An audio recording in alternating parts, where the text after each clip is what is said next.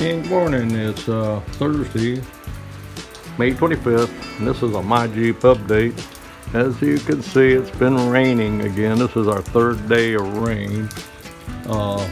Before that, we had a couple of days of sunshine, and we're starting our rainy season, and so it's going to be wet quite a bit.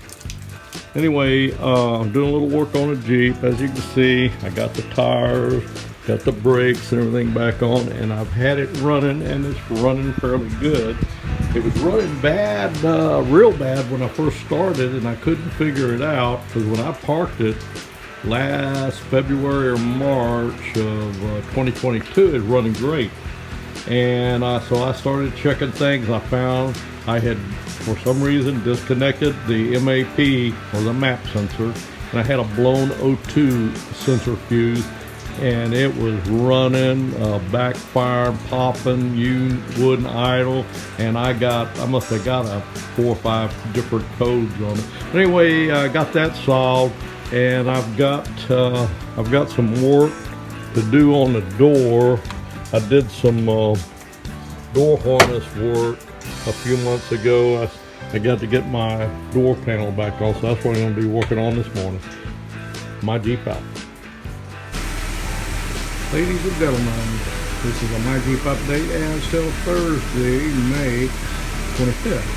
Yes, the Jeep is running.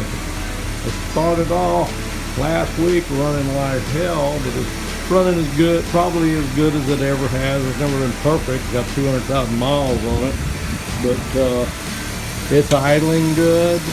Last Friday, last Saturday when I was running it, it was popping, wouldn't idle, backfiring, couldn't keep it running at all.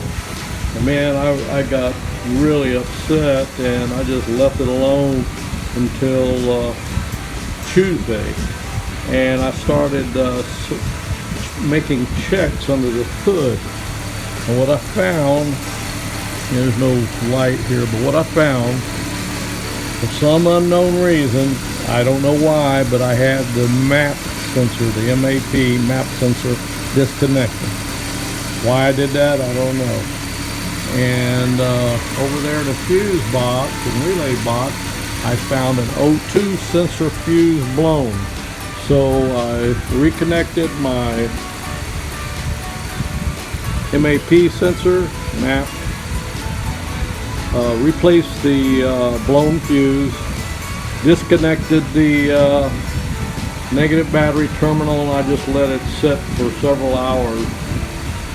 And when I come back out, thing fired right up, ran about as good as it ever has, idled on its own, and it starts up real quick every time now. So I'm letting it run about 10 minutes at a time.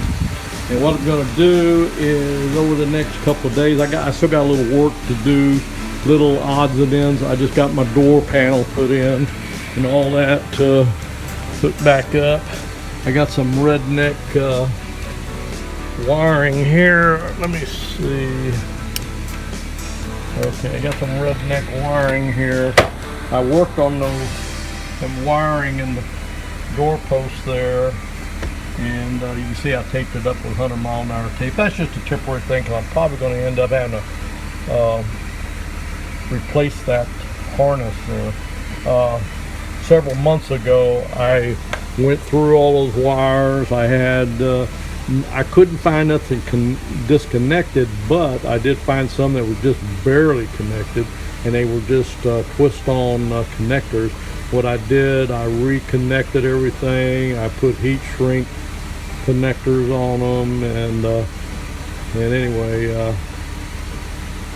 and I just got that tape on there. I got my boot back on there. I had split it, but I put the wires back in there, taped it up, zip tied it. Then I put tape over that to protect it for right now. But anyway, as you can see, it's idling about 700, 750, and it's running pretty smooth. And it a few days ago, when it was popping and stuff, when the map sensor was disconnected, I couldn't get it to, it quit when you go up to about 3,000. Now it'll go full speed, whatever the max RPM is now, and I can let off of it and it'll stop and idle on its own. So I'm happy with that. I got my tank in. I still got a brace back here that I got to put on in the back.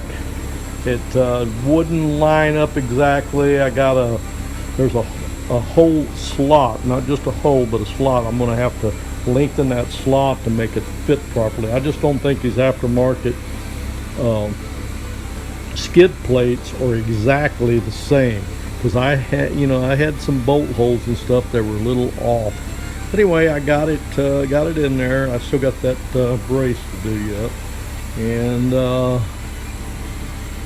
needs to be cleaned, that's for sure. And I do have a new 24 sticker for that. I just haven't put it on. I've had it a year. Okay guys, that's it for now. That's the update. I'm feeling better.